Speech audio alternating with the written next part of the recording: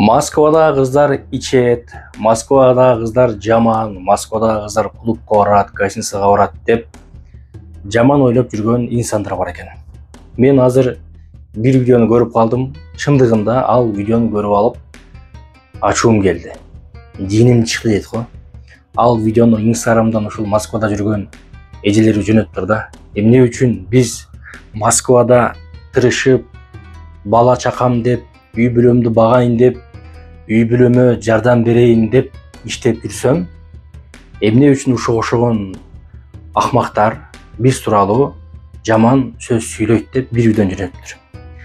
Ал видеону көрүп чындыгында зейнин кейит, чындыгында баягы эженин сөзүнө жан бар да.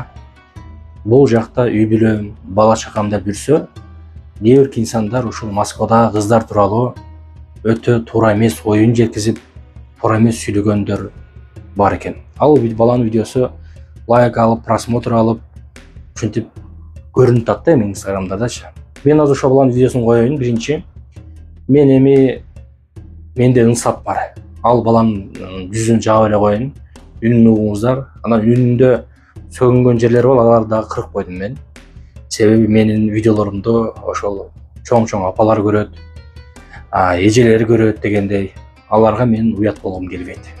Анда видеону көрүңүздөр, андан соң сүйлөшөбүз. Келген кыздардын бардыгы чет. Кыргыз кыздар. Карайм да бирөөсү мына жашына кайра өчүп калган болсо, сектин жанына барганда чоң кыз кеттик дей. Анан бар жоголчу, мен жигитим бар, сөзсүз айтат. Жигитим бар дейт.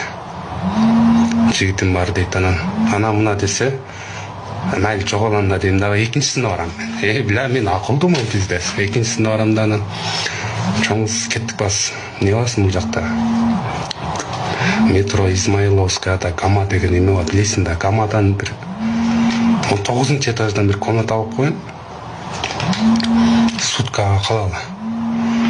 Бул ойдон азыр үйүңө барсаң деле үйдөгүлөрдүн көзүнчө уят. Дейм, давай дейт. Бирок сөзсүз давай дейт да. По-любому бирөөсүн табам да мен. Урматтуу мекендештер, видеону көрдүңүздөр.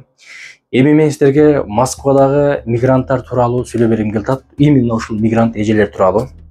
Сөзүмдүн башында ушул Москва шаарында биздин каналдын спонсору бар, Белес парк деген. Эгерде Москва шаарында мыкты такси парк издеп жүрсөңүздөр, ушул Белес парктан иштесеңиздер болот, кошулуп подключение болуп, өтө жакшы Жаннат жана Талантиядагылар иштейт. Белес паркка кошулуп иштесеңиздер болот достор. Эми сөзүмдү баштайын.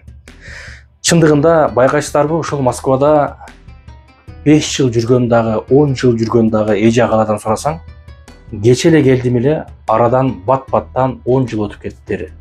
Же болбосо 5 жыл өтүп кеттиптир деген сөздөрдү угабыз. Анткени Москвада өтө тез убакыт өтөт. Эмне үчүн? Анткени биз кечке жумушта болобуз. Ушул Москвада жүрүп, кантип күн чыгып, таңданчы, кантип таң атып, кантип күн батканын билбеген мекендештерибиз бар. Күндү көрбөй жүргөн мекендештерибиз бар. Мен өзүм дагы мисалы үчүн кантип күн атып атканын билбейм. Көрө элекмин күндү. Түшкө келгенде уйкудан турам, жумушка чыгып кетем, түн жарымда келем, уктайм. Ал эми күндү көрбөгөн мекендештерибиз эртең менен 5-те туруп, 6-та туруп кетет метро менен жумушка. Жумуштан болсо 9-дарда, 10-дордо күн уже кирип, көчө караңгы болуп калганда жумуштан келет. Москвада ар түрлүү биздин мекендеш эжелерибиз бар. Биринчи түрү айтып берейин мен сиздерге. Бул өзүнүн күйөөсү менен чогуу иштеген эжелерибиз. Алардан мен айтат элем да, аларга Алла ыраазы болсун депчи. Себеби даярына келбестен ушул күйөөм өзү иштебесин, күйөөмө жардам берейин, күйөөм экөөбүз чогуу иштейли, күйөөм экөөбүз чогуу бутка туралы, чогуу үй салайлы, чогуу балдарыбызды окутайлы, чогуу машина алалы деп аруу тилек, чын жүрөктөн күйөөсүнө поддержка берип жүргөн биздин эжелерибиз бар.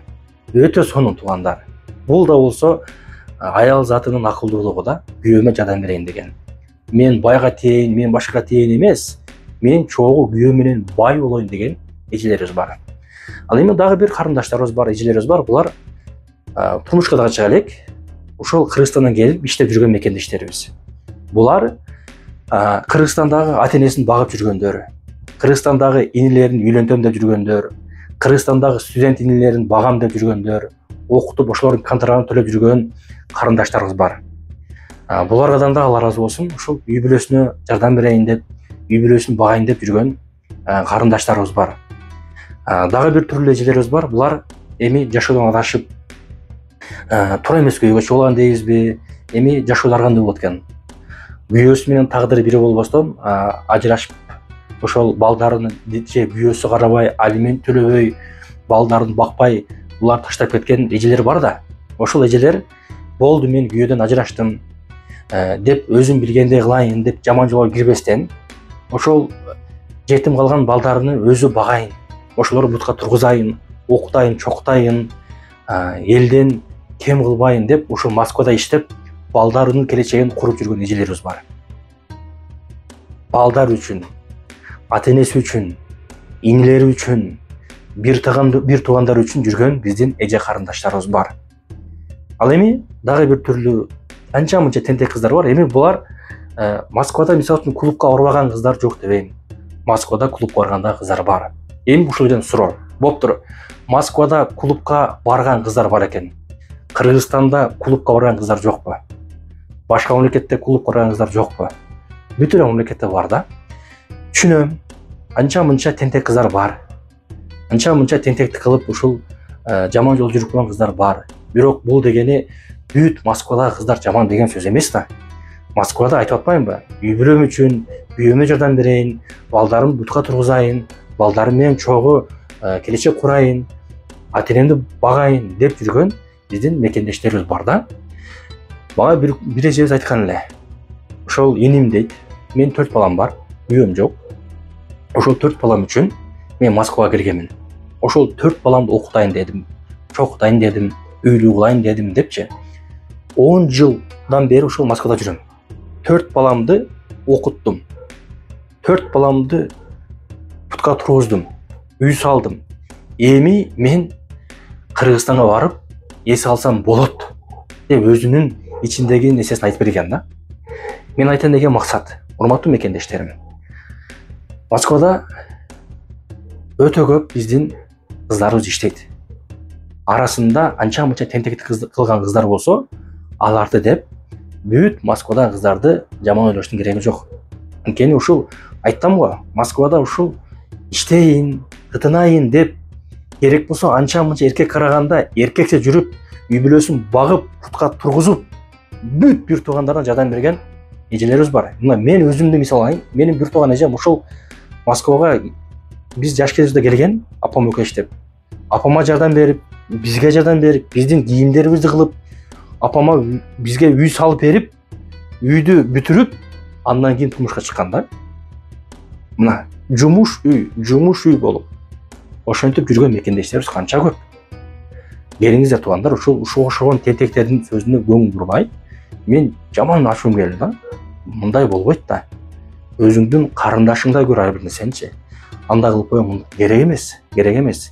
Урматтуу Москвада жүргөн кыздар, бар болгула, ушундай ата-энеңерге жардам берип жүрөрүгүлө. Силер эң күчтүү айымсыздар, эң күчтүүсүздөр. Себеби бөтөн жерде жүрөсүздөр, иштеп атасыздар, менен кылып атасыздар. Бар болгула, аман болгула, анча-мынча сөздөрүбүз туура эмес болсо, анда комментарийда өзүңүздөр турлап коюңуздар.